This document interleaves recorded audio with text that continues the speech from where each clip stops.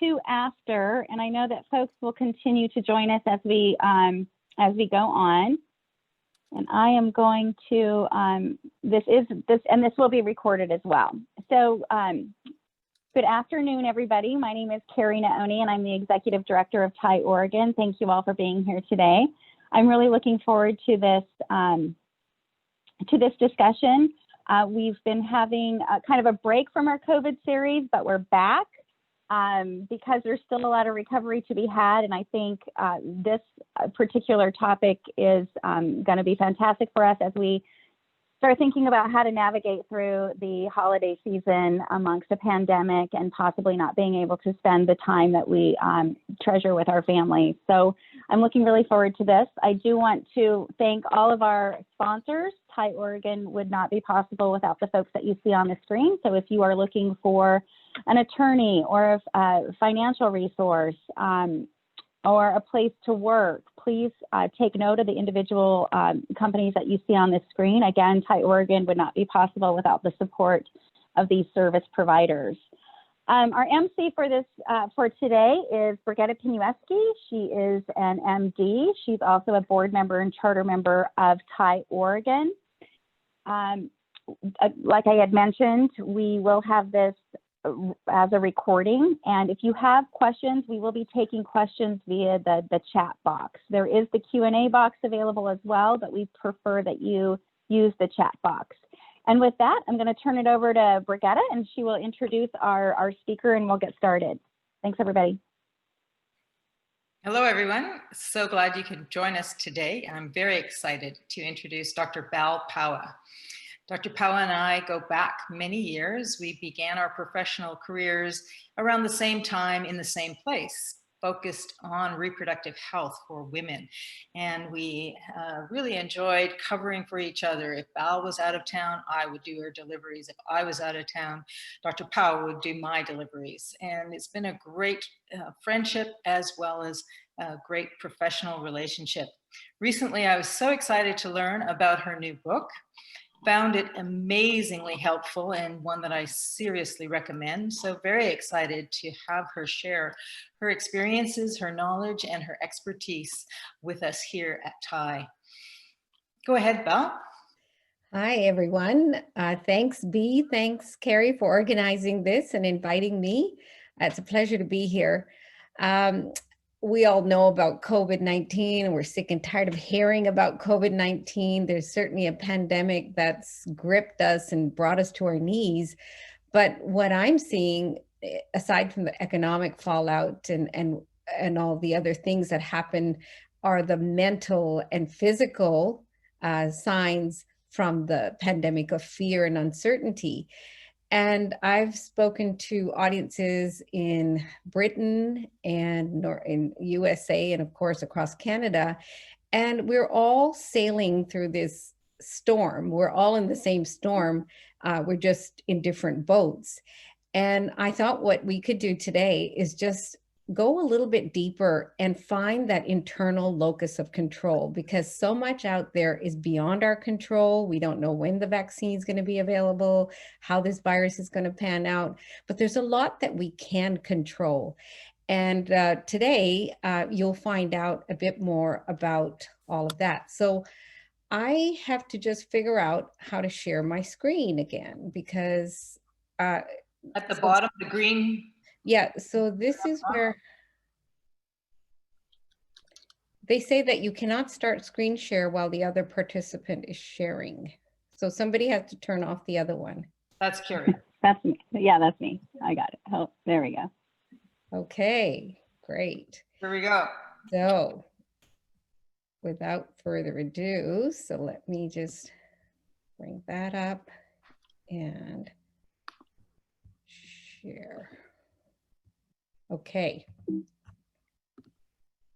So there's been a lot of unknown. What do we do? Are we going to send our kids to school? Are we going to go back to work? I don't know about other countries, but in Canada, we've been very challenged, and the novelty of working from home is kind of wearing off too. People are getting screen fatigue. There's so many unknown factors in the legal world, in the retail, in the medical. And I know that most of our patients, we've transitioned to virtual, but there's a lot of things we cannot do virtually, and there are many challenges with that.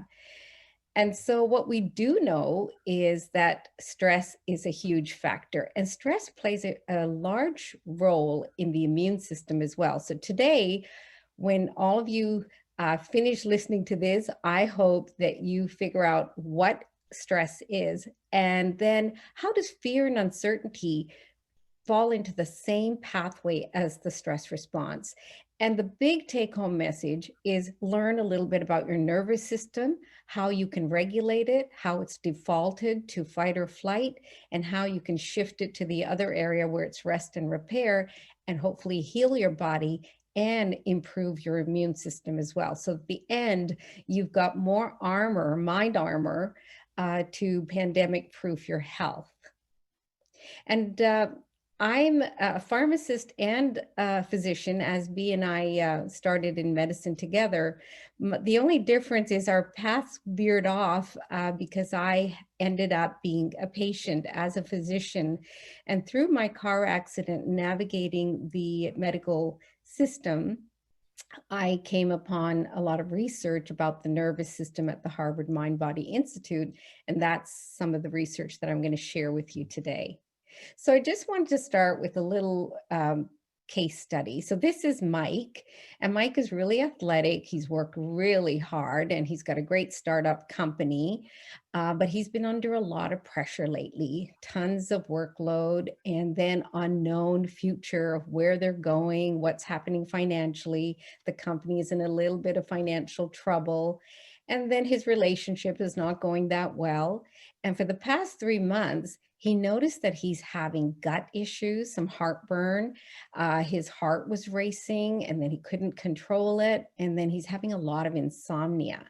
And this has been going on for about 3 months. So Mike decided to go see his doctor, and his doctor said, "Oh, you're just having some heartburn. Here's a drug." He gave him a medication. And he said, "If you don't get better, just come back." So then Mike said, "My heart is racing. Things are not getting better." He wasn't sleeping, and he went back to the clinic. Eventually, a couple more times, got more medication. And then he said, "Well, this is not working. I feel really anxious and I'm worried." And he started to drink a bit more alcohol in the evenings. And in BC, of course, cannabis is legal. So he started to try a little bit of cannabis. And in the morning, then he would need some coffee to get going. So coffee in the morning, alcohol in the evening, and then the recreational use of cannabis as well. One evening, he was just sitting at his computer and he experienced the most intense chest pain. He thought he was dying. It was like an elephant sitting on his chest, is how he described it. So he went to the emergency room, and he had the whole $1 million workup. Everything was done, EKGs and echocardiograms and blood tests. And they all said, "Mike, everything came back normal." And of course, you know, he was high risk for maybe heart attack because he was under a lot of stress. They said, "Everything is normal." And Mike comes back and says, "Well, everything is normal, but I don't feel normal." So what we had to do was explain to him what I'm going to share with you, that your health is impacted by many things. Of course, genetics play a role, diet plays a role, sleep, exercise, stress plays a huge role, and infections, of course. And he was tested for COVID too, by the way, and radiation, chemicals, and toxins. But what the research is showing is that stress hormones actually are attributed to 75% of the doctor's visits. So when you go see a doctor for insomnia, for mood issues, irritability, heart palpitations, poor memory, cannot focus, a lot of gut problems, irritable bowel syndrome, even exacerbations of asthma attacks, most of it can be traced back to 75% of doctors' visits. And believe it or not, that's an astonishing number, but it is an American study. And I'm on the conservative side. Some studies quoted up to 80 and 85%. But yet, what we're doing with our medical system in most of the world is saying, okay, you have heartburn, here's a drug. You can't sleep, here's a sleeping pill.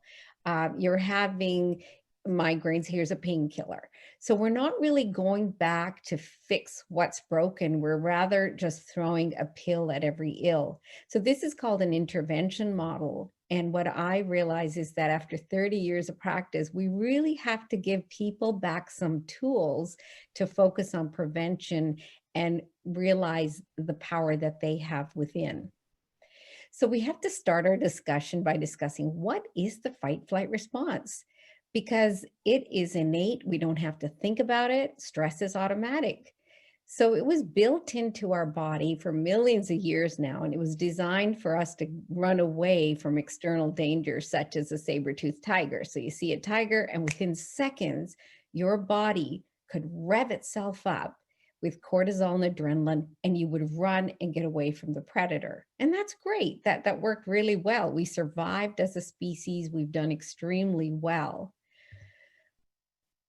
But the stress reaction can now also be emotional. It can be physical, like chronic pain. It can be chemical. It can be acute. And that's good. If you were driving along and a dog jumped out in front of your car, within seconds, you automatically slam on your brakes, your heart rate goes up, you start to sweat, your blood pressure goes up. That is a very powerful instant stress reaction, and it works.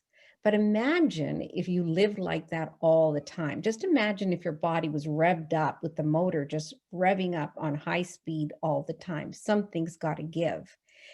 And so what we've seen is that people who are revved up all the time and living in fight or flight, and they don't take the time to go into rest and repair, that's when they get into trouble. And we're 9 months into this COVID pandemic, and people are starting to show the signs.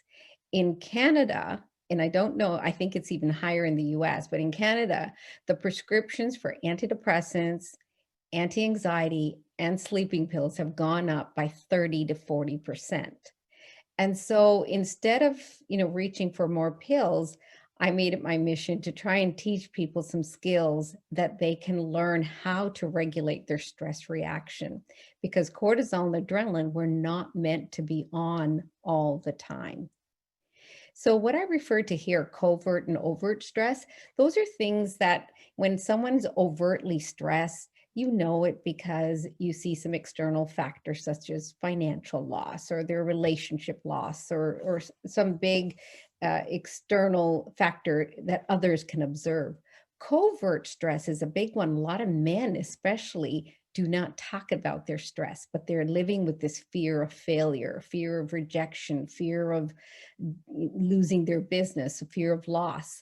So a lot of the stressors are actually covert and they're internal, and you can't really run away from them until you learn that there's a connection between your mind and your body. So what does cortisol do? This is the hormone of stress, and it's well known that cortisol causes high blood pressure. It has an impact on heart disease. We know that cortisol is designed to bring your blood sugar up so you can run away from the tiger, right? So it mobilizes sugar. It makes you crave things that are high carb and sugary snacks. It impacts your gut because when you're under stress, it shunts the blood away from the gut. It causes nerve problems, mood problems.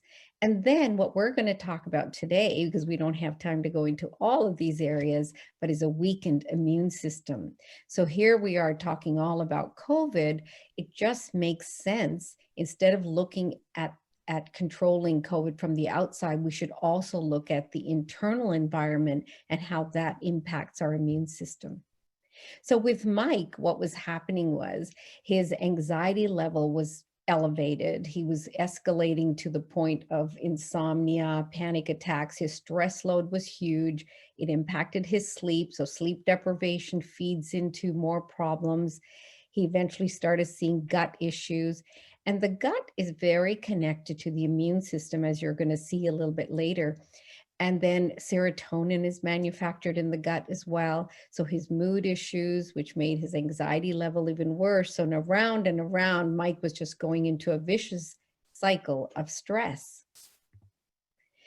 Many of you have heard about the new self-driving cars, the autonomous BMW, and they're fascinating. I mean, these machines can navigate the highway and you can just sit back and relax.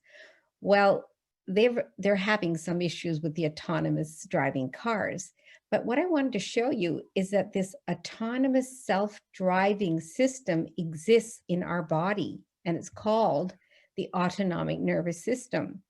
And that's where the stress response is formed. So if you look at this brain, you see a very large brain, but then deep inside, there's a very primitive brain, and that's called your autonomic nervous system, where it's an apparatus made out of glands and nerves and hormones, and it communicates through the vagus nerve into your body.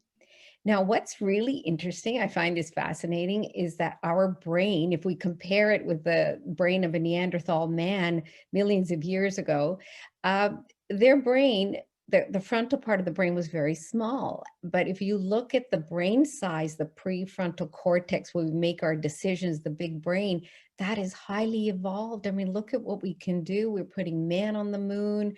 We've got artificial intelligence. We're sitting here communicating with technology, with people from all over the world. It's amazing.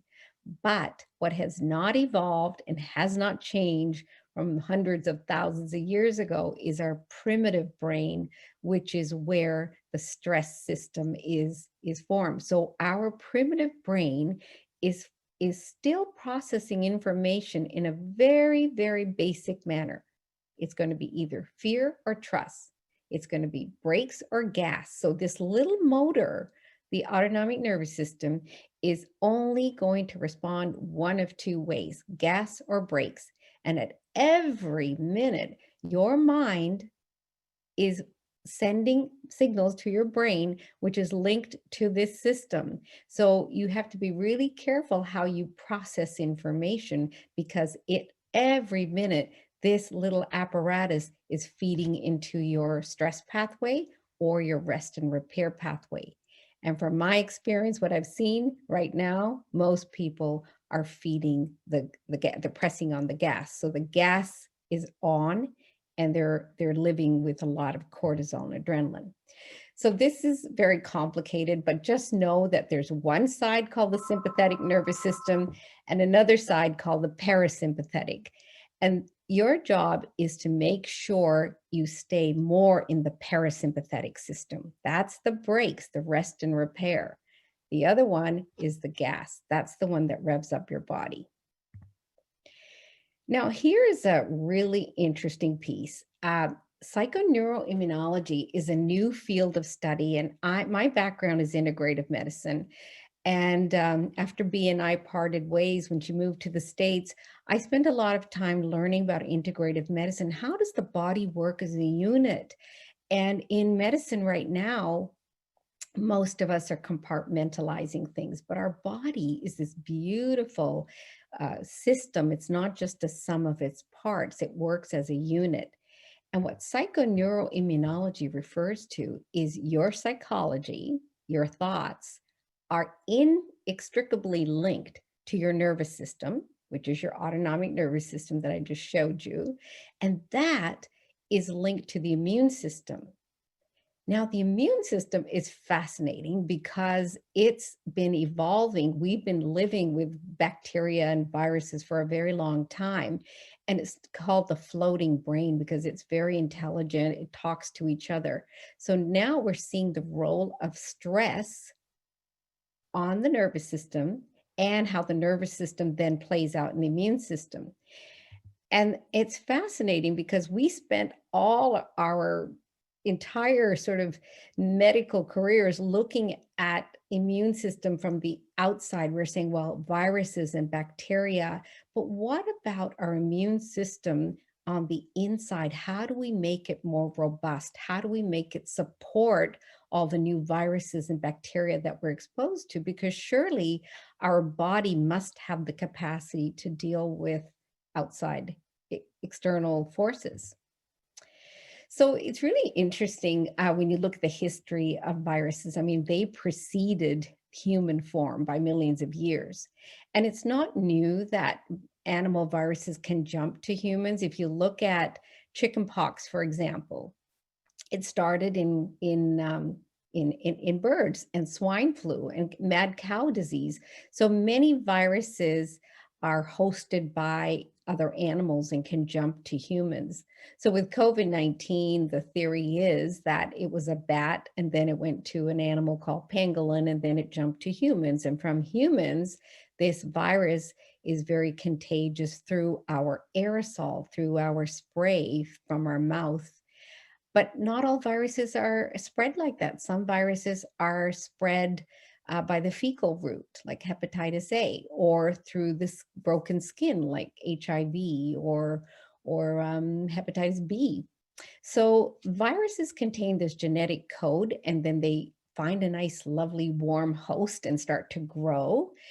And with COVID-19, it's extremely virulent. It replicates very, very quickly. And that's one of the challenges when you develop a vaccine, that this COVID-19 coronavirus, it can replicate very quickly. And it's a single strand mRNA vaccine. So that means it can change very quickly. And by the time we find a vaccine, it's going to change form again. So I really think that of course, we have to avoid exposure to the vaccine, but we have to put a lot of emphasis on the prevention and not just intervention. So this is a really neat picture. This is smallpox. And if you look at the history of smallpox, it actually began in cows in the 1700s. It was called cowpox. So all these cows were getting sick. And then they noticed the ladies who were milking the cows, the ladies started getting these lesions. And this smallpox virus actually went on to kill 500 million people around the world. And it would have killed more, but people didn't travel as much as we do now on airplanes going from one continent to another. So it was contained in some of the continents. But Dr. Jenner realized what was happening, and he said, I'm going to take the serum from a little boy who was infected with smallpox. He took the serum, and then he took a small dose and injected it into another little boy. And that little boy developed antibodies. So a small dose of the virus was able to, in a healthy young boy, make the antibodies. And that was the invention of the first vaccine. That was Dr. Jenner in the 1800s. And I thought that was fascinating because it shows you that our immune system, if it's provided with the right amount of dose, like it's not overwhelmed or compromised, you can actually make antibodies as well. So what have we learned from COVID? We've learned that if someone's much older, they're usually getting the mortality rates, they're dying from it. If they have other diseases such as diabetes or hypertension, they're at a higher risk. And very importantly, the immune status. Now in Canada, what we're seeing right now, we're seeing 30 and 40-year-olds positive with COVID. So they're getting the disease, but they're not dying of the disease. So the mortality rate is much lower in the walking well, we call them. So we're testing more, but the mortality rate is going down. So the good news is we've learned a lot. In the last 9 months, we've learned that, wow, this virus, it really brought us to our knees in the medical community, but we had to figure out what are ways that we can make sure that we treat it and avoid exposure. So I'll talk about the treatment in a minute, but for now, what we're doing is avoiding the exposure. So I want you to all know, of course, washing your hands, wearing a mask, doing all those things that your public health is telling you to do, make sure you do that. But in addition to that, look at what you can do on the inside as well. And if we look at our immune system, now I go into greater detail in my book in chapter 8, but this is just a basic rudimentary picture. Like, you have so many levels. It's like this big army, And you have so many levels where you can prevent viruses from entering your body. You have your skin, you have your tonsils and the back of your throat, you have mucous membranes. If the virus, the COVID-19 usually hits what we call the nose and the throat, and it can sit there for 2 or 3 days. And if you have adequate immune system, it might kill the virus right there and then. Now, if it goes further and then goes down into your lungs, then there's mucous membranes in your lungs as well. And on top of that, we have lymphatic tissue, lymphatic vessels, lymph nodes. We have a big thymus gland, and children actually have a very large thymus gland. And that's why their immune system is greater. As we get older, our thymus gland gets smaller. And people who were dying of COVID, they were mostly elderly. They weren't moving around, so they weren't circulating their lymph very well. And many of them actually had lower levels of vitamin D than the persons who didn't get the virus.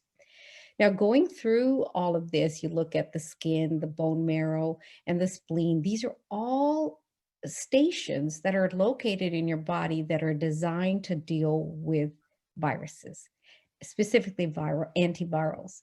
And there are B cells that produce the antibodies. Ultimately, that's what we want. This is just a little, I'm not going to get too technical into this, but this is the gut, and the gut has about 85% of your immune system is located in the gut, and it's called the gut-associated lymphatic tissue. So that's why it's really important to keep your gut healthy. Your bacteria, do you know that we have probably more bacterial DNA in our body than human DNA?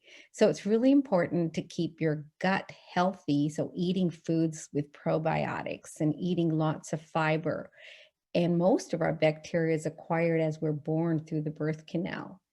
But these bacteria, when you have them in good numbers, they're protecting you. They have an immune function, and they make vitamins for you, and they communicate with your brain and your immune system as well. So B, if you want to, after this slide, maybe we can have a little break to find out if everybody's hanging on to what I'm saying. So this slide is just about COVID-19 because it goes into the lining in the lungs. And a lot of compelling data is showing us that once it gets inside your lungs, you still have a fighting chance. If you have adequate levels of vitamin D, for example, this virus attaches to a receptor called the ACE2 receptor, and vitamin D promotes the production of these receptors. It then can indirectly attack organs once it takes hold in your lungs. We used to think that this virus was causing low levels of oxygen, so we better put them on ventilators. We're not doing that anymore. We're actually treating them with oxygen. We're treating them with blood thinners, antivirals. So we're using a different approach than we did. We've learned a lot because this virus actually can cause blood clots, and many patients ended up with clots that required amputations of their limbs or caused strokes or even heart attacks. So this virus was causing a lot of damage because it attacked our immune system. It caused the immune system to revolt and cause a lot of inflammatory markers in the blood. Great. So let's break here for a second and then see if anybody has any questions. No, that's excellent, Val. Thank you so much for walking us through that. I know we all need a refresher course because we've had pieces of information throughout our lives, and so it's nice to get it all straightened out again. I like your quick description of the immune system and some of the information coming out of the Royal Society of Medicine in the UK. They are starting to point to those with less, call it B cell function being particularly compromised in terms of COVID. And then in terms of behavior, clearly distance really helps with airborne viruses. So I think we should always put distance and ventilation as our first defense. And then clearly masks will help if you can't have distance and can't have good ventilation. So I think we're starting to learn much more, as you said. Let's just take a quick look. We've had some folks just introduce themselves, Laura, Livia, Vicky, but no current questions at this time. So I think we're good to march ahead. Going. Okay. So right now, I'm just going to talk about I want you to think about how do you cope with stress? So in the last few months that COVID has hit, do a little analysis and say, okay, how am I coping? Because normally when you have fear and uncertainty, it travels on the same pathway as the fight or flight response. And when we have fight or flight, humans tend to look for soothing behavior. So we self-medicate and we look for foods that are comforting. So look at in the last, I don't know about, I know Canadian statistics, but I expect that the American statistics will be the same. The number of sales for junk food sales went way up. Coffee, wine bottles are filling our recycled bins. A lot of people were choosing to vaping pens. So they look at the sales and say, well, a lot of things went down, but a lot of things went up.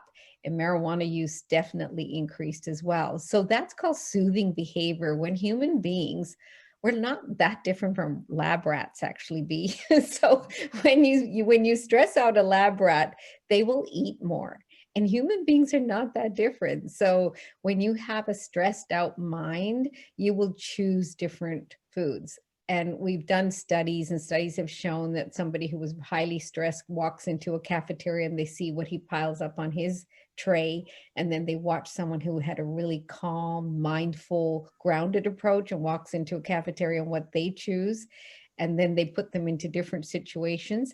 So a very stressed out mind just makes bad choices when it comes to soothing behavior. So be very aware of emotional eating or choosing alcohol when you come home automatically and say, am I drinking because I just am using that to relax my body? Also, if you're sleep deprived, that will cause your cortisol levels to change, because when we sleep, we're supposed to have downtime, and that gives the cortisol a chance to get up to normal by the morning. We normally have high cortisol in the morning, low in the evening, but sleep deprivation changes that whole circadian rhythm. If you're on the screen all the time, that actually changes your cortisol pathways too. So if you're there are different kinds of technology, but toxic technology is when you're just addicted to Facebook or using technology to give you a dopamine fix. It's sort of an addiction. But if you're using technology to stay connected, stay informed, stay socially present with other people, or learning, or using it for inspiration, then that's good technology. So it's not just your diet that you put in your mouth, it's the diet, the emotional, technological diet that we're feeding our brains to, that we have to be careful about. And of course, sitting is the new smoking. And you and I, B, have discussed the role of exercise, and you're very fit. And fitness is a huge thing that we have to look at. And why does exercise change serotonin in our body, or cortisol and adrenaline? And I'm going to show you some of that. So I use this analogy because a lot of people say, well, what's the difference between the mind and the brain? Isn't it the same thing? But it's not. So when we were in medical school, we had to do anatomy lessons, and we had to cut open a cadaver and take the brain out and actually examine the brain. And the brain is like a 3.5, 4 pounds of tofu. That's what it looks like. It's like tofu, but it's a physical thing. You can do a CAT scan and get a picture of the brain. So the brain, think of the brain like a tape recorder or computer. It just stores all your experiences and helps you to be more automatic. If you learn to ride a bike, it's stored in your brain. You don't have to learn every time you get on a bike. Now, the mind was really different to define. And when I was doing the research for my book, I interviewed a psychologist, and they had a different definition of the mind, a neurologist, a spiritual scholar. And what I came to conclude is the mind is your consciousness, your awareness, your ability to think about what you're thinking. So that field of study called metacognition, when you stop and say, oh, what the heck did I say that for? What was I thinking? And that's called metacognition. So think of your mind as the programmer, and your brain is a computer that just plays the program. And when we look at your symptoms, think of that as your display monitor. So when you go to the doctor and the doctor says, well, how are you feeling? Well, you're going to say, I'm not sleeping, or I feel really depressed, or I'm having heartburn. Those are your feelings. Feelings are the language of the body, but thoughts are the language of the mind. So if your mind is thinking fear thoughts, uncertainty thoughts, loss thoughts all the time, eventually it translates to feelings in the body, how your body feels. So that's what we end up treating in medicine, is the end result. But if we really want to change it up, we're going to have to go back to the mind, put in a new program of trust, let the brain play a trust program, and then eventually the body starts to feel differently. That makes sense, B, to you? Sure. Yeah, I like that analogy a lot. Yeah, so it's the programmer is what we have to contact and be in touch with. So that's your awareness piece, right? That's your ability to connect with yourself. Yeah, especially your idea about the screen. You can't change the screen unless you change the software. The screen Exactly. So exactly the software program is what we have to work on, putting in a new program so that it actually boosts your immune system. So what I want to spend in the next 15, 20 minutes is to give everybody a toolkit. So you can, after this presentation, use this to boost your immune system, but to cope with stress at any time in your life, you can call on this and just say, okay, let me reframe, step back from my issue and look at it a different way. So it's changing the locus of control to an internal locus of control rather than an external one. And if you have questions, I'll entertain them, or I will go right into the REFRAME Toolkit. Yeah, let's go right there. Okay. So the REFRAME Toolkit is referring to your nervous system, which I introduced right at the beginning. So reset the nervous system, exercise, food, rest, assess, mindset, and examine. And we're going to go through this. So resetting the nervous system, that's that little apparatus, your hormones, your nerves. And I showed you the autonomous BMW. So think of the BMW. Now, your nervous system is going to default most of the time to fight or flight. It's like your foot is on the gas. If you don't wake up, if you don't realize that you're living, because sometimes we just get used to being stressed all the time and live there, but you have to consciously reset your nervous system. And the breath is so powerful. There's a book written on just the breath, and I talk about the breath in my book as well. But you know, we just don't realize how powerful the breath is. I mean, we're born, we take our first breath. We die, we take our last breath. And all the breaths in between, we just call life. If you try to stop breathing, you can't. Your nervous system just kicks in. But what you can control is how you breathe. So doing the deep breathing, the first step in BMW is deep breathing in through your nose, hold for about 5 seconds, and then exhale, and make your exhale longer than your inhale. And that is the first step, because that slows down your heart rate. It brings more oxygen to your tissues. Oxygen is the drug of choice. It helps to lower your blood pressure.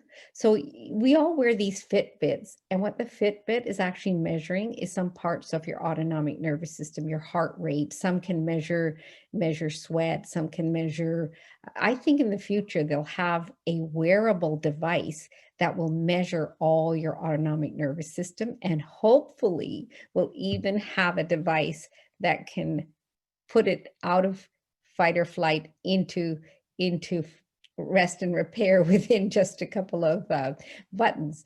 but we're not there yet. And so in the meantime, you'll have to learn how to do the deep breathing yourself. The second part, mind, is so powerful. Get your mind into the now. No past, no future forecasting. Just be present, be in the moment, focus on your breath. And the W is for a word. And the reason I wrote that in is because I witnessed when I was doing the research with Dr. Benson at Harvard, he's a cardiologist. He took all these stockbrokers from New York and he hooked them up to EEG machines. And when he got them to do the deep breathing, the mindfulness, being calm, being in the moment, and then he got them to say a word, amen, peace, om. And they would say the word in their mind as they were exhaling. So you inhale, hold, exhale, and say the word. I actually witnessed EEGs changing from these erratic patterns to these beautiful alpha waves. And that brought down their blood pressure, their heart rate, their saturations for oxygen went up. So it was very powerful. So this is the first step, but the most important link is, remember the psychoneuroimmunology slide. When you use your nervous system to go into rest and repair, you're actually boosting your immune system as well. So that's really important. And the key is that you don't have to take time out of your busy schedule. You can do 10 minutes in the morning, 10 minutes in the evening, and throughout the day when you're sitting at your screen and you're getting frustrated with all these emails and people demanding a piece of you, just stop and do a little mini meditation, do your BMW right there and then. The idea is to bring the techniques into your daily life. Now, everybody knows exercise is good for you, but a lot of people don't know that exercise is really good for the immune system because it builds natural killer cells. It improves your lymphatic drainage. Remember, I showed you the slide earlier with all the lymph vessels. It actually improves the circulation of your lymph, which contains lymphocytes, which fight virus. So the people who were dying in nursing homes, remember, they weren't moving around very much, were they? Most of them were immobilized. So it's really important to exercise, and that way you burn off your excessive cortisol and adrenaline, and you integrate your body systems. Now this slide, by the way, I'm sending all this slide deck to Carrie and Brigitte so that they can share this with you. But I just wanted to highlight that very calm, grounded, mindful eating is really important, because when you're stressed out, you don't choose all the good stuff. Your chocolate cake has your name on it, not the piece of celery. So try to be very mindful about the foods you eat, and make sure you got vitamin D all across the board in North America and in other countries. We're actually deficient in vitamin D, and vitamin D plays a huge role in the immune system. So I'm going to send all these slides to you. This R in the reframe also refers to rest. Now, there are two kinds of rest. One is unplugging from your technology, as I speak to you on technology, but it means that you have to be really aware about your tech diet. How much are you consuming? And the recent study at UBC we've been doing is looking at how people are so addicted to their phones. And we're getting young people so addicted to their phones, we rigged them up to transducers, and we saw that their heart rate goes up every time their phone dings. Their blood pressure was going up slightly. So that ringing of the phone and the dinging was actually feeding into their nervous system. And so every few minutes, they were getting a little hit on their nervous system. So unplug and teach your kids to unplug and have a couple hours off and just turn it off. And it gives your brain waves a chance to recover as well. Now, rest is different than sleep. Sleep is when you actually go to sleep and you have 6 to 8 hours. That's when your hormones at night, like melatonin, growth hormone, which is for repair, DHEA, all those hormones start healing your body from the wear and tear of the day. And it also improves your immune system. So it's really important to get your sleep. This, I would say, is one of the big slides that you must remember. awareness of your mind. If you're not aware, you could go through your whole life and not realize that you lived your whole life in fight or flight. You lived on the edge all the time with cortisol and adrenaline surging through your body, but it's paying a price, right? It's an inflammatory effect when you're on cortisol and adrenaline. But once you become aware, and that's what I'm hoping to do today, is teach you that just assess your thoughts and wake up in the morning and say, do I just wake up with this to-do list all the time? Do I stop and just be mindful and be grateful? Look at your emotional state, because that is reflected in your physical state. But the self-awareness piece is the agent of change. And calm minds that are grounded make many, many better decisions for their health. So make sure that you're aware of yourself.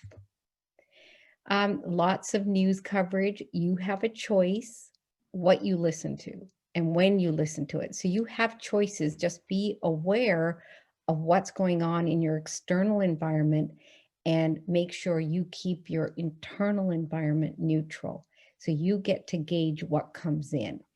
And also the awareness piece is important to have a routine for your health. Those people who walked into COVID and didn't have a plan, they came out the other side 15 pounds fatter, consuming more alcohol, unhealthier. But the ones who had a plan and were aware, they stuck with their routine. They didn't make excuses like, oh, well, the gym is closed, so I can't go. They figured out that they could actually jog outside in the park. Or you have to figure out, okay, I can't do this, but that's an obstacle and I can make an excuse or I can find a way around it. So find a way around it to self-care. This is a really important piece, the mindset piece. What I've observed, Dr. Carol Dweck did a study, and it was called Growth and Fixed Mindsets. And it actually goes into health as well. And so I've observed people who are just so reactive. They're fear-based. Oh my God, we're all going to die. Where's this going to go? It's never going to go back to normal. And they're just operating on fear. And they actually do this so much that they form a reference point. So a mindset is a reference point that you look through. If you think automatic negative thoughts enough, you form a mindset. It becomes your default option. What we want to do is try to cultivate a trust mindset, a mindset that says, you know what, this is bad. This is bad. Okay. But what can we do? What can we do to having this knowing that we're going to get through it and we're going to make some good choices, because a little bit of stress is good because it helps us to prepare, but don't live in fear and uncertainty. And if you do, you will then become more reactive. We want you to become responsive. Take the information that's out there and learn to respond to it and show up differently so that you make choices that are measured and deliberate and mindful. So that's the difference. We're not changing what's out there. We're just showing up differently. So tomorrow morning when you wake up, figure out, am I just thinking the same thoughts and doing the same things? Well, I'm going to get the same outcomes. If I want something different, I have to change my thoughts, change my actions, and then change my behavior, right? And then you get different outcomes. So a really good formula. So I wanted to leave you with the BMW, that's to reset, but the good formula to change your mindset is called SODA. And this has served my patients really well. It's stop, just stop. When all this stuff is going on, stop, sit back and observe yourself and say, oh my goodness, here I go again. I'm just feeding into the news frenzy. I'm feeding into my friend's crazy behavior. Just stop and observe yourself. Now detach from your automatic negative thought of fear, and then affirm a better trust-based thought. So you know what? I don't have to, I have a choice. I have a conscious mind here. I can change. So then you affirm a new behavior and a new thought. And you do this over and over, and you cultivate a mindset of resilience, and you're more open, you're more curious. You know that you're going to get through this. You respond to the challenges in your business, for example. You focus on what you can control, and then you commit to your health, and you will be more productive with your performance. I coach CEOs across Canada, and they're going national. It's called McKay CEO Forums. So on the one end, I'm seeing these CEOs who are 50 to 60-year-old. And then I'm also seeing students at the UBC Sauder School of Business. So I'm seeing these 25 to 30-year-olds. So I look at the spectrum and I see the CEOs who are doing really well for their company and they didn't crash and burn, and they have cultivated a mindset of resilience. COVID happened, they stopped, they took a deep breath, stepped back and reframed their business. Many of them pivoted. So this is where it's really important that you as leaders of future businesses or current businesses that you have, you really take the time to cultivate that resilience, and then it filters down into the rest of your company as well.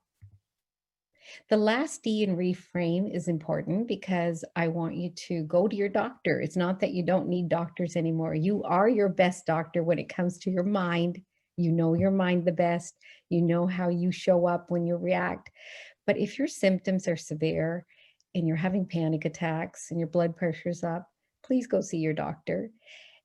And just remember that the vaccine is not the final answer. As you know, many vaccine trials were halted because there are problems. It has limitations and challenges, but your internal locus of control, your psychology, your neurology, your immunology, that's in your control. So do the best you can to protect yourself from future infections.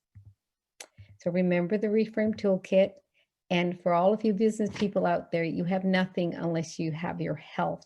And I tell my CEOs that I coach that sustainable health is wealth. And these little symptoms now, the heartburn, the insomnia, the muscle tension, the hypertension, eventually after 10 years, 15 years, look at your trajectory of your career. Well, you don't want to be that statistics, because many leaders of companies end up with heart disease, diabetes, mental health issues, gut problems, and even cancer. It's a higher incidence in people who lead companies.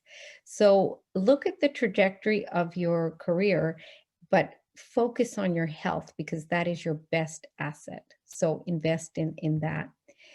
These are the links that are international if you want to buy the book. If you want more details, if you felt this was enough, that's great. If you want to contact me, you're welcome to reach out on LinkedIn, and I will be sending all my slides to Bea, and I'll also send the REFRAME Toolkit to Bea as well to share with you. So I'll stop here and entertain questions. Great. Thanks so much, Val. Really appreciate that. And especially your, we quickly touched on nutrition. One of the good things about COVID, of course, we have to look at all the good news to be in the right mindset, is that we're at home. So there's always this balance. As we get older, we can't eat too much, but eating healthier is much easier to do at home. And so I found that I can pack 10, 12, sometimes 20 things, as a teaspoon at a time into a smoothie or into an oatmeal. So it's easy to take a blender or a NutriBullet and throw in some chia seeds and some pumpkin seeds and a handful of parsley, all these things that you're never going to get in a restaurant or be very capable of taking with you to work. But at home, you can have it all in the fridge, ready to go, put your blender together and pump up your immune system in ways that wasn't really that possible when you had the lifestyle that you did at home. When you're at work. Yeah. So I think lots of new ways to think of nutrition in this sort of interim COVID world. That's an excellent point. It's just, again, what you're saying is making mindful choices for pro-immune diet. So all the things you listed were music to my ears, berries and parsley and all the antioxidants and chia seeds. They're all very pro-immune micronutrients. Yeah, and really hard to take when traveling, but now that we're home, we can do that. that. Exactly. That's a good point. And all the other good news that I try to focus on the good news. So all our worry about surface contact being at high risk, mail, groceries, much less. And actually, there's a really good article recently out from The Atlantic talking about the distribution of COVID, so that it isn't similar to traditional flu, where we thought there was a continuous chain of transmission, sort of that yesterday's behavior told us about tomorrow's outcomes. It's much more stochastic, so not deterministic, but stochastic, which means that it follows more along this sort of 80-20 rule, where a small percentage of the individuals are actually responsible for 80% or sometimes 90% of the spread. And that means that it's actually very safe to really focus on, distance and ventilation, and then using masks as just a bump up, which means, getting outside and being with company outside is almost infinitely safe. Yes, and not to mention the sunshine, vitamin D. Exactly. Much of it comes from being outside and being exposed. It's hard to find vitamin D in our diet. It has to be added, right? So that's very important too. So it really sort of highlights the fact that it's actually not that hard to stay away from indoors with lots of people. Indoors with lots of people is by far the biggest risk, especially if those people are yelling or singing, apparently. And so if they're not yelling, singing, and you're with a small amount of people indoors wearing a mask, you're probably relatively safe in terms of just that risk category. So it takes a large load off our minds, because it feels like with all the news, every minute of every day is a risk exposure, which it's not anymore. We know much more. Yeah. So I think that's really exciting. And I like your simple BMWs, so that we can do them anytime, anywhere. It's so interesting that controlled breathing. You look at the Navy SEALs, they're highly trained, but they're always going into very dangerous situations. They're highly trained to go and, deploy bombs and things like that. The first thing that they're taught in their training is controlled breathing. And so that's how powerful it is that if you can learn, we think breathing is so natural. I mean, you're just born and you breathe. But in fact, I had to relearn breathing, and I didn't realize that I was just shallow breathing most of the time. So breath is really, really important. And then, of course, mastering the mind. If you can master your mind and cultivate a mindset of resilience, then you can master anything, not just your health, but you can be much more productive and higher performing in all your capacities. Yeah, you mentioned the the range of breath mastery. That was shocking to me, that it's possible for humans to hold their breath for 11, almost 12 minutes, Right. and I think, oh my gosh, for sure, that can't be possible. Well, clearly none of us were born with that. That was something that individuals chose to develop themselves over time with training. And it sort of speaks to that amazing capacity that we have, that we typically don't tap into as individuals unless we have instructions like yours to make this happen for us. Mm-hmm. There's a great study that Dr. Benson out of Harvard did, and he looked at the Tibetan monks, and he said, there's one example of someone who's mastered their breath and mastered their autonomic nervous system. So they were able to sit on top of the Himalayan mountains, -20, and generate sweat. Now, talk about mastery of breath and using the breath to master the nervous system. They could sit with a little orange robe on and actually slow down their heart rate, but generate sweat. They were so finely tuned with control over their body that he looked at that data, and then he brought it back to the Wall Street stockbrokers and used the Tibetan monks' techniques to slow down the Wall Street stockbrokers and get them off blood pressure medication, and eventually teach them how to control their breath and bring down their heart rate and their nervous system. So that was very powerful when I witnessed that. Yeah, quite the story. I did put in the chat the link to James Nestor's book on Breathe. Yeah. That was an amazing book too. He taped his mouth No, he's taped his nose shut for 10 days because his focus was very much on nose breathing versus mouth breathing. And that's something that is also really important. I can't imagine having my nose plugged for 10 days. Yes, he showed that you're supposed to inhale through your nose, and that's the technique I was talking. Inhale through your nose and then hold it. And then when you exhale, you should exhale through your mouth. And that's the proper way to breathe. But no one actually really, teaches us that. It's just something we acquire. Exactly. I'm just checking that. Looks like chat box right now doesn't have any specific questions. Is there anything you wanted to highlight before I just wanted all your listeners to know that, the father of medicine was Hippocrates. And he said something that really resonated with me, that the natural forces within are the greatest healers of a human body. And we're forgetting that. And you and I have been in medicine, in the profession for 30 years or more. And we're not involving people in their health care. And I think if people realized how much power they have and this innate ability to heal and how much control they have over their mind, which is connected to their body, and if we gave people the tools, I think that we would see a huge shift in the way that medicine is practiced. Right now, it's very much intervention based. And of course, we do need intervention for life-saving things. I want to go to an emerge if I can't breathe. Of course, we need intervention.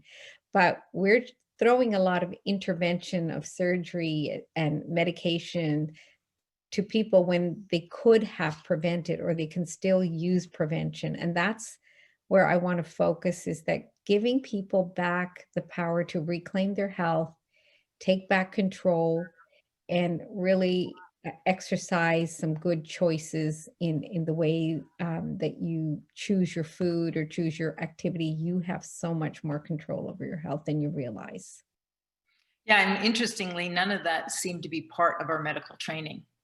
No, when we were taught, it was all done in systems, and there was never an integration done at the end to say, okay, all these systems, they're separate, but there's something that binds it. And I think the integration piece is very important as well.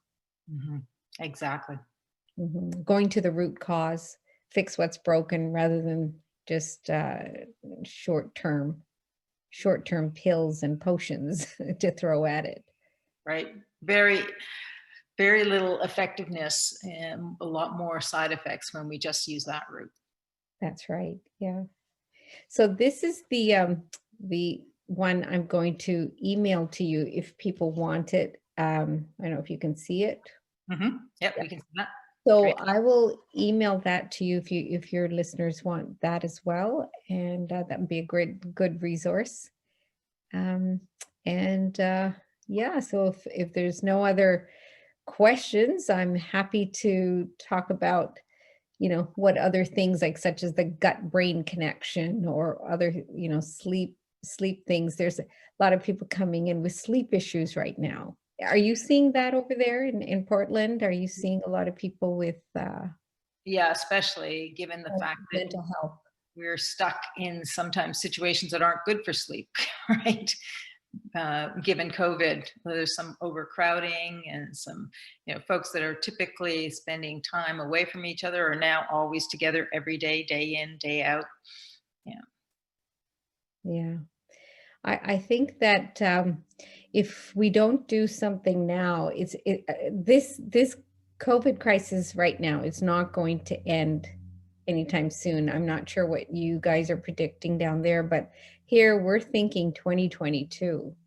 Yeah, I think we should at least have a mindset to 2021 I think we're willing to sort of bite off that so far, but realistically, it could be much longer, especially since even with, quote, successful vaccines, I think success is labeled at 50% effective or less. And I'm going, well, that's going to be a long time before we get to a place where COVID isn't part of our day-to-day experience. I mean, if you look at the flu vaccine, which has been around for a long time, and of course they vary up the flu vaccine each year with different strains, but at the best, it's 55 to 60% effective. Mhm. So I'm thinking if they do eventually make a vaccine for COVID, that at the very best, you're right, 50 to 55% until they refine it. And I think that there are some it's a novel virus. So I think they're going to have to look at novel ways to stimulate our immune system to make the antibodies. It might not be the usual where we take a virus, weaken it, and put it back in to the body. It might be that we look at engineered ways to change the DNA and it promotes the DNA in our immune cells. So that's some of the companies are looking at novel ways to genetically like modulate our immune system. So that Yeah. might be the answer. So, and the hard part, it being an RNA virus, I mean, we've been waiting for an HIV vaccine for 40 years. We still don't have one. So it's really not that straightforward. But go ahead. Yeah, no, that's exactly what I was going to say as well, is that there's still, I mean, we haven't fully eradicated all the diseases. We still get the unusual, measles outbreak here and there. We still get polio here and there. We haven't completely eradicated diseases despite vaccines because it's impossible to reach every single person. And many immune systems respond and many don't. So there are definitely limitations. That's why it's so important to take the immune system that you have, use the tools that you've given us to make sure that it's operating day in, day out at its peak capacity. Yeah, many people ask about supplements, and as physicians, we're very reticent to and reluctant to provide recommendations unless there's some evidence-based data to support it. So I don't know in your experience, but many people are asking about zinc, and I always caution that sometimes companies will take some medical knowledge and try to promote it and make it into a business. But zinc, you have to be very careful with. If you take too much zinc, it can change the way your copper is absorbed as well. So zinc is vital in the immune system, but too much of it might not be a good thing. I can say with confidence, though, that vitamin D 2,000 units is a fairly safe dose, and it's good for your bones. It's good for the immune system. And a lot of autoimmune diseases, such as MS, we do give higher doses of vitamin D. So I think there is a huge role in some of the data that's coming in about the vitamin D levels in the lungs, where the receptor is for the COVID, and having adequate levels of vitamin D. That was very compelling. So I feel comfortable prescribing vitamin D across the board. So do you have a preferred source of vitamin D? Pardon me? Do you have a preferred source of vitamin D? Vitamin D is one. I'm a pharmacist, so I look at mostly bioavailable vitamins, but vitamin D, you can buy it cheap and it's effective, and you can get the drops or you can get the pills that you swallow. And some people even rub it on their skin. It can be absorbed through the skin because it's a steroid molecule. So vitamin D is really readily available. And most of us are shortchanged, especially in the Pacific Northwest. We don't get as much vitamin D. But realistically, you would have to be unclothed, buck naked, standing out in the sun for 3 or 4 hours to get enough vitamin D. I still promote people going outside in the sun with clothes on, but getting some vitamin D is a good idea. But that's one of the things in our diet that's usually shortchanged. So the 3 things I often recommend are omega-3, fish or flaxseed oil. We're shortchanged in our diet. Vitamin D for sure. And possibly magnesium glycinate. Magnesium, we're finding that a lot of people who are stressed are getting low in their magnesium levels if you're on a lot of drugs that inhibit the acid in your stomach, proton pump inhibitors, you get low in magnesium. So magnesium is something that I feel comfortable prescribing as well. Great. And so we did have a request to hear more about sleep and what your recommendations are to promote best sleep during COVID and beyond. Okay, so first of all, there's a difference between insomnia and sleep deprivation. So insomnia is when you've got the opportunity to go to bed, you've got a lovely bed, comfortable, you've got the time to sleep, but you're lying in bed making a to-do list for tomorrow. You cannot sleep. You can have initial insomnia, trouble falling asleep, or you can have what we call terminal insomnia, where you wake up at 3 or 4 in the morning wide awake, or you can have a combination of both. So that's insomnia. But sleep deprivation would be like a single mom who's working 2 jobs, trying to homeschool her kids. And when the kids go to bed, then that's her time to clean up, do the laundry, do all the cooking for the next day and make all the lunches. She simply does not have the time to sleep. So she probably was only getting 2 to 4 hours of sleep because she doesn't have the time. So that's sleep deprivation. Now, across the board, if you look at North America, we're all sleep deprived as a nation, and most of us have some element of insomnia. And when I did my research on insomnia, it shows that our sleep cycles, like this washing machine, it has to go through slow and deep and REM and non-REM cycles. And so often we'll go to the drugstore and buy something like sleep aids, sleepies, over-the-counter things, but they don't really put us through that same washing machine cycle so that when you wake up, you're not restored, you're not feeling like you got a good night's sleep. So then the drug companies went on a big adventure to try to find drugs that would mimic your sleep cycle. So then they came up with things like zopiclone, zolpidem, and all of those Ambien, but they don't cut it either. So when I speak to sleep specialists in North America, I was collecting the data for my sleep chapter, they all agreed that anxiety plays a role. And the way you slept as a child and the way you sleep as an adult also plays a role. But most of them will say that the best way to cure insomnia is to create a sleep schedule, a sleep hygiene, turning out all the lights so you can allow your nervous system to calm down, do some breathing techniques. You can do visualization techniques. There's sleep hygiene and sleep, what we call sleep compression. Don't lie in your bed for hours and hours just awake. Just get up, read a book with a small lamp, and then go back, use the bed only to sleep in. But there's a lot of mind-body techniques that you can use for sleep, and using technology in a good way at sleep time. There's sleep apps called My Sleep Button and Calm that you can use, and that changes the brain waves. And the whole idea is to decompress the brain so that it gets prepared to sleep. And if you create a routine, eventually then you restore your sleep-wake cycles. Excellent. I mean, there are some supplements too that are natural and that can help, but I hesitate to recommend those because I'm not sure about the other medical history of that patient. Yeah, and maybe just mention that, of course, alcohol, even though it produces in some folks unconsciousness, it's not a pro-sleep agent at all.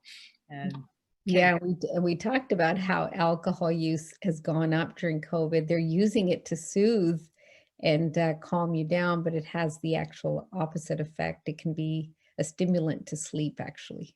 Right. Yes, my husband was bringing the recycling bin to the curb, and he was conscious of the fact that it had quite a few bottles in it. And the lady was walking her dog across the street, and he looked at her and he said, "COVID." And she said, "Oh, mine's way bigger than yours." Oh, it's so true. Everybody's got some wine consumption going on. Right. And a little bit is okay, but if you're habituating to it, that's when you want to say, okay, let's calm that down a little bit. Great. Drink kombucha instead. It's probiotic. And then the other thing that I would recommend, especially during COVID, even with all of these great checklists and tools, it's super helpful to find a buddy, somebody, small group that you want to do these things with, get together and say, what's working for you, what's working for me. That's certainly part of the blue zones, the moai in Okinawa, right? Where women look after each other much better together than we are alone. So I would take the information from today, join up with a friend or a family member and say, let's do this together and let's check in on each other to see how it's going. We are biologically wired to be social animals. So, as much as we say physical distancing is important, I don't think we should be saying social distancing. Stay socially connected to your group, to your family, to your friends. It's a wonderful way to communicate, learn from each other. Don't feed into each other's stress, but make sure that your talk is encouraging, inspiring, educational, fun. Laughter is huge. Having a good laugh with a friend is therapeutic. So staying socially connected is absolutely essential. Great. Yeah, and one of the things I learned, because I think I was a very slow learner when it came to meditation. I kept thinking, I can't do this. Every time I stop and I'm supposed to be not thinking, all I do is think. And so one of my colleagues suggested the word that I should use is out when I breathe out, because that way I could send my thoughts out with my exhalation. So I always use the word out. And the other thing that really helps with the sleep and breathing technique is to make sure I count from 1 to 4 with the inhale and count from 1 to 5 with the exhale, because unless I'm counting, I'm thinking again and I'm doing the list. And so I have to have the discipline of, in my mind, saying 1, 2, 3, 4.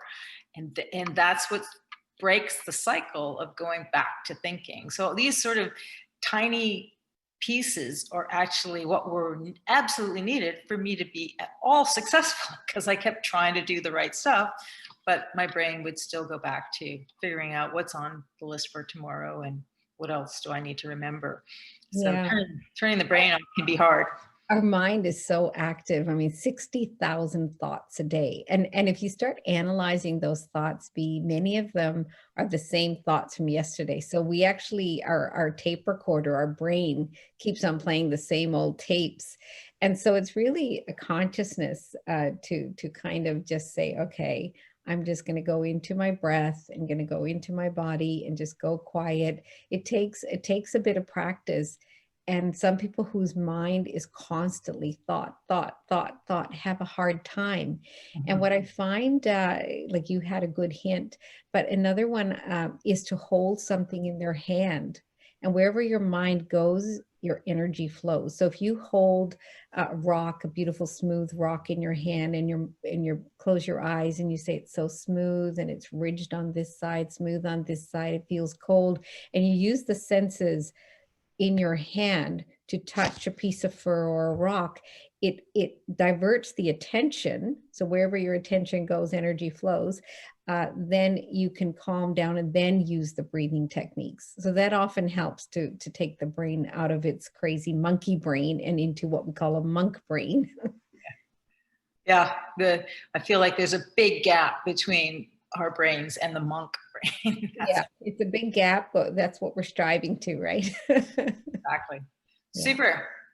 Well, I think we can probably leave it here and hand it back to Carrie so she can provide us with the rest of the information regarding upcoming seminars, etc. Thank you so much, Belle. You're welcome. Pleasure to be here. So I'll sign out. Can y'all hear me now? Yes. Okay, great.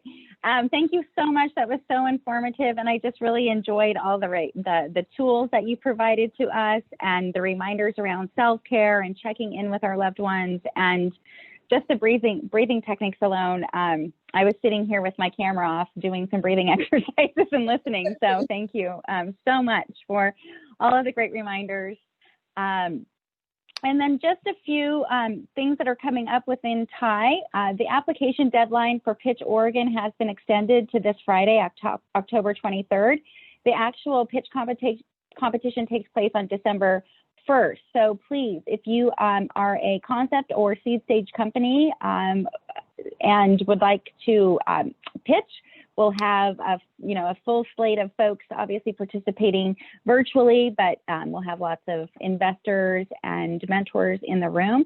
So again, the deadline to apply for Pitch Oregon is October 23rd. Our next event is Confessions of an Entrepreneur with Ali Nagar. She's the founder of Hub. She's done some really great things. Her first startup was when she was just 21, and she's done some tremendous things just pivoting her company through COVID, and is doing better than ever even prior to COVID. So her story is just going to be outstanding, and that's next week on the 27th. The next COVID-related topic is the PPP forgiveness grant application. Moss Adams, which is one of our sponsors, is going to take us through how to apply and make sure that you will get your PPP grant forgiven. So please join us on November 17th at 12 p.m. And again, thank you so very much to Ball and to Brigitte today for producing this COVID recovery series event. This will be recorded and we'll have it on our YouTube channel probably at the end of the day. All right, thanks so much, everybody. Thanks, Carrie.